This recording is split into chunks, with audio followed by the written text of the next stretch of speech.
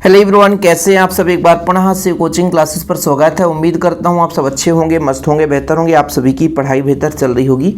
आज फिर से हम अंक के क्वेश्चन करेंगे बच्चों, और बोर्ड एग्जाम के लिए जैसा कि आपको पता है कि 17 तारीख को है ना एग्जाम है, और आप लोग ऐसे क्वेश्चन देख लेना। देखिए टाइप आप समझे, और इसी तरीके के जितने भी क्वेश्चन मिले उनको आप लोग तैयार करते रहें।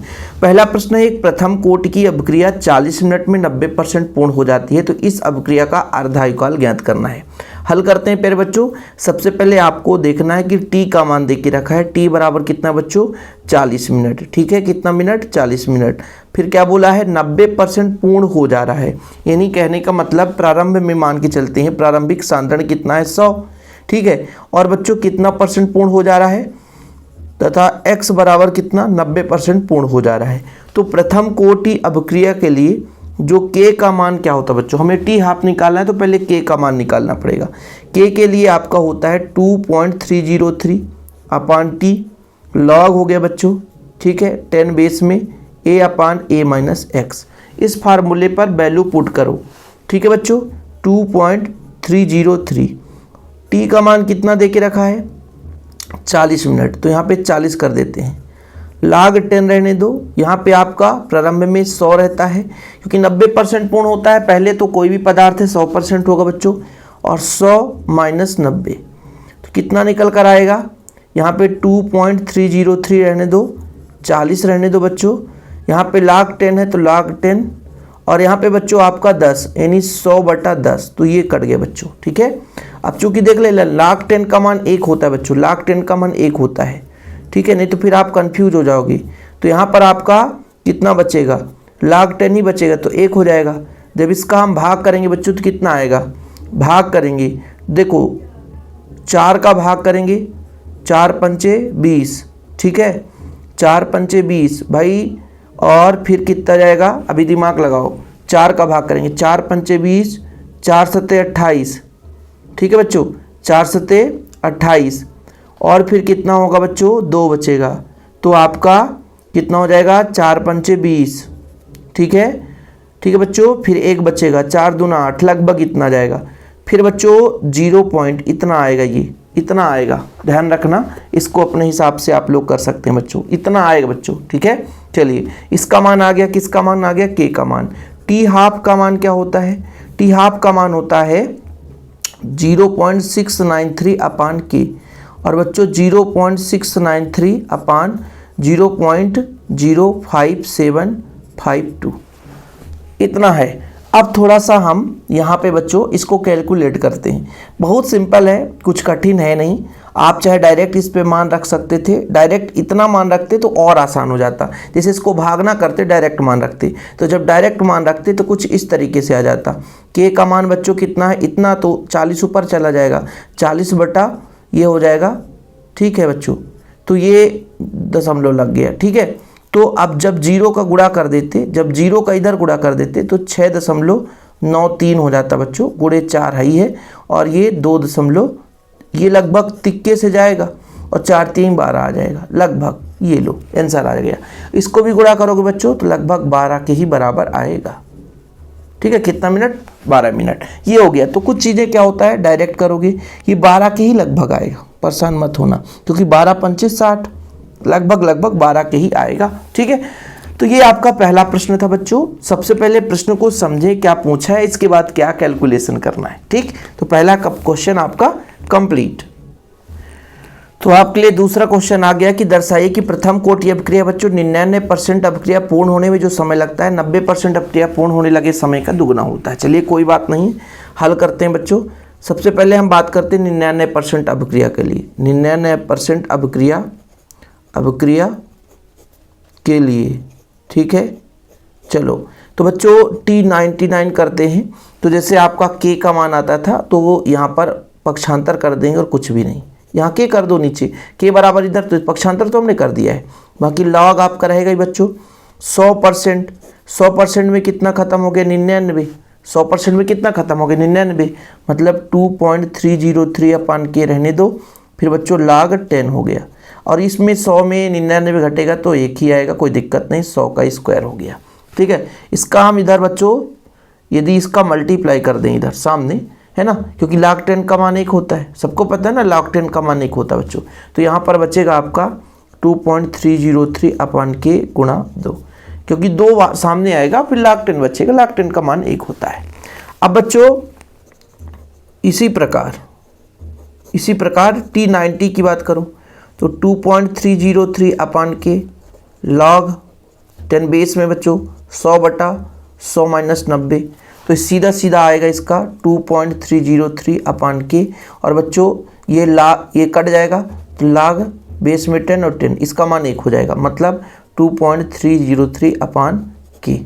अब बच्चों यहाँ पर आप देखो, मतलब एक ये समीकरण 1 दे दो, इसको समीकरण 2 दे दो। इन दोनों में क्या है कि भाई इन दोनों में क्या संबंध है आप बताओ। इसके जगह इसका मान जो है वो T90 यहाँ पर आप देख सकते हो, वैल्यू पुट कर सकते हैं ना, देख लो ना भाई, ये दुगुना है, ठीक है, ये दुगुना है, 2 गुना है, इसके अपेक्षा ये दुगुना है। क्या बोला है, 99% अभिक्रिया के पूर्ण होने में जो लगा समय 90% अभिक्रिया पूर्ण होने लगे समय का दुगुना होता है, तो बिल्कुल होता है, ठीक है। तो आप यहाँ पे लिख भी सकते हो बच्चों, सिंपल और कुछ भी नहीं है। समीकरण 1 व 2 से, समीकरण 1 व 2 से, समीकरण 1 क्या है T99, और बच्चों इसका मान जो है T90 के बराबर है, गुणे 2 भैया, T90 से दुगुना, जो इसमें समय लगता है 99% पूर्ण होने में से जो समय लगता है 90% पूर्ण होने में लगे समय का दुगुना होता है, ठीक है। तो ऐसे ही आपको सिद्ध करने के लिए क्वेश्चन पूछा जा सकता है। ये आपका बच्चों चैप्टर नंबर 3 के क्वेश्चन है ना, रिवीजन कर रहे हो, पता चले, पता ही ना हो कि सर कहाँ का क्वेश्चन है, हमको तो पता ही नहीं कहाँ से करा दिया आपने। अगला प्रश्न आपके लिए खतरनाक लेकर आया हूँ। प्रथम कोटि की अपक्रिया 30% वियोजन होने में 40 मिनट का समय लगता है, तो टी हाफ। बोले सर इतना खतरनाक थोड़ी ना है, चलो हल करते हैं। सबसे पहले आपको दिमाग लगाना है, 30% कंप्लीट हो जाता है बच्चों। तो सबसे पहले टी बराबर आपका 40 मिनट है, ठीक है सर। भाई ए प्रारंभिक आपका 100% सांद्रता रहती है, हमारा कंप्लीट कितना हो गया 30%, तो ए माइनस एक्स ये जरूरत पड़ेगा बच्चों, तो 100 माइनस 30 बराबर आपका 70, डायरेक्ट हम रख देंगे ना, वैल्यू पुट कर देंगे। अब चूंकि के बराबर आपने पढ़ा 2.303 अपान बच्चों टी, ठीक है। फिर आपका हो जाता है log 10, यहाँ बेस में रहता है ए अपान ए माइनस एक्स, इसमें वैल्यू पुट कर दो। 2.303 अपान टी का मान 40 है बच्चों, log आपका यहाँ पे 30 और 30/70, 30/70, ठीक है, ये हो गया। जब बच्चों इसको काटोगे तो भाई आपका आ जाएगा 2.303/40, और log बच्चों ये भाग दोगे तो भाग न पहुंचे लब्धे सुन, पहले तो 100% रहा होगा सर, यहाँ पे 100%, तो 7 1 कम 7, फिर 7 चौक 28, फिर 2 बचेगा तो 7 त्रिक 21, लगभग, ठीक है, ऐसा कर दो, ये हो गया। अब यदि ऐसा रहेगा तो पक्का मान दिया रहेगा, परेशान मत होना, कि log 1.43 आपके में दिया रहेगा, परेशान मत होने दिया। ऐसा क्वेश्चन आया तो log का मान दिया रहेगा, इसका मान आएगा 0.1554, ठीक है, ऐसा मान दिया ही रहेगा। यदि ऐसा क्वेश्चन आया तो मान दिया ही रहेगा, तो इसका जो मान आ जाएगा बटा 40 कर दो, इसका मान आ जाएगा 0.1554। कैलकुलेशन करना पड़ेगा बच्चों, देखो भाई 0.4 का भाग देते हैं ना, तो 4 का भाग देंगे तो 4 पंचे 20, देखो इस जीरो का दशमलव लगा दो, दशमलव भाई देखो दशमलव तो दशमलव है, ये जीरो का एक और जीरो इधर खिसकेगा भाई, भाग देंगे ना। चलो 4 पंचे 20, ठीक है, बचा आपका 3, तो 30 हो गया, तो 7 चौक 28, फिर 2 बचा बच्चों, तो 7 त्रिक 21, ओह 4 पंचे 20 ये आएगा, फिर आपका 1 बचेगा, तो 4 दूना 8, लगभग इतना लंबा चौड़ा आएगा। फिर इसका मल्टीप्लाई करेंगे, तो इसका जब मल्टीप्लाई करेंगे बच्चों तो इसका मान आएगा 8.94 गुणे 10⁻³ अब इसी में तो लोगों को कंफ्यूजन है कि सर यही चीज़ तो हमसे बनता नहीं, और आप टाइम पास करने के लिए चले आए पढ़ाने और कुछ कैलकुलेशन तो करते नहीं हो, है ना, यही तो होता है। तो एक काम करते हैं ना भाई, कैलकुलेशन कर लेते हैं। बोले सर इतना लंबा करना पड़ेगा भाई, 57 52, ठीक है बच्चों, 15 54, ठीक है, 4 दूना 8, 4 पंचे 20 की शून्य हासिल 2, 4 सत्ते 28, 28 2 30 हासिल 3, 4 पंचे 20 3 23, 5 दूनी 10, 5 25, 1 26, 5 सत्ते 35, 35 2 37, 5 25 25 3 28, फिर बच्चों यही आएगा 0 6 7 8 2, फिर 1 2 के 2, 1 पंजे 5, 1 सत्ते 7, 1 पंजे 5। ठीक है, 8 का 8 कर दो, 0 कर दो, यहाँ 6 कर दो। यहाँ पे बच्चों आपका कितना हो जाएगा, यहाँ पे हो जाएगा 6 2 8, 8 हो जाएगा बच्चों, और 8 7 15, 15 3 18 की 8। ठीक है, हासिल 1 आएगा, 7 3 10, 18 की 8 हासिल 1 आएगा बच्चों। तो यहाँ पे जोड़ो 8 2 10, 10 7 17, 17 5 22, 1 23 की 3, हासिल 2 आएगा इस बार, है ना। तो फिर 8 2 10 2 12, 12 और 12 7, 12 7 19। ठीक, 8 2 10, 10 7 17, 19 की 9 हासिल 1, ये 8 आएगा बच्चों। ठीक है, तो मैंने क्या बोला, देखो जरा, लगभग लगभग ये 3 को हटा करके 4 कर देंगे, ये चीज़ है। दशमलव कितने अंक, 1 2 3 4 5 6 7 8, 4 अंक। तो 1 2 3 4 5 6 7 8 9, तो 1 2 3 4 5 6 7 8 9, ये। और बच्चों जब यहाँ पे दशमलव खिसकाएंगे ना, यहाँ पे तो 3 है, तो 8.94 करेंगे तो 10 घाते -3 हो जाएगा। ये लो बाबूजी, ये लो बाबूजी। आप तो नहीं कहोगे सर कि आप गड़बड़ कर रहे थे, अब तो नहीं कहोगे ना कि गड़बड़ कर रहे थे। सर इतना लंबा चौड़ा कौन करेगा यार, तो माथा दही हो जाएगा। तो टी हाफ बराबर क्या होता है, 0.693, यही तो होता है, अपान के 0.693 भाग दोगे भैया 8.94 गुणे 10 घाते -3, ऊपर जाएगा तो प्लस में हो जाएगा। जब प्लस में हो जाएगा बच्चों तो गुणा हो जाएगा, तो 693 बटा 8.94।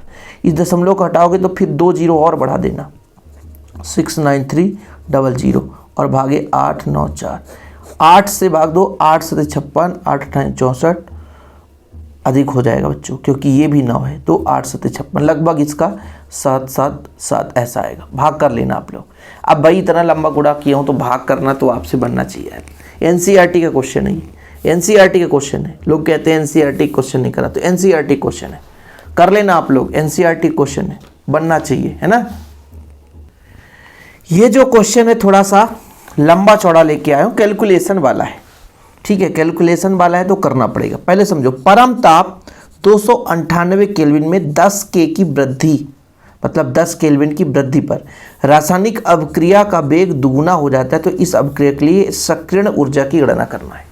ऐसे क्वेश्चन नहीं है, लेकिन कैलकुलेशन करना है, इसलिए थोड़ा समय आपको बता देता हूँ।